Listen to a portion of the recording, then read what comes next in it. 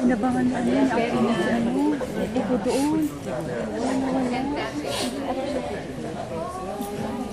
Ay, kinalabit kasi mo ano eh. Aminado siyang minsan na siyang hindi nakinig sa kanyang mga magulang. Ngayon, Sara Geronimo, handa na nga pang magpaligaw at magmahal muli.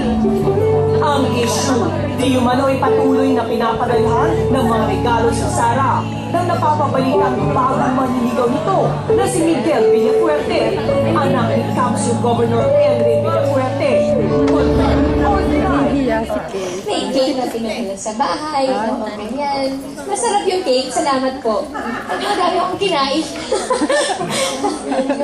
Ganun katamis yung strawberry cake. Strawberry cake siya.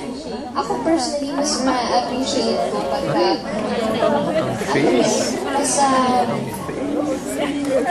mas personal yung pag-reach out sa'yo, hindi pa madaan sa ibang tao. Mas prefer ko po yun. Eh no, hindi pa kami nagkakakilala.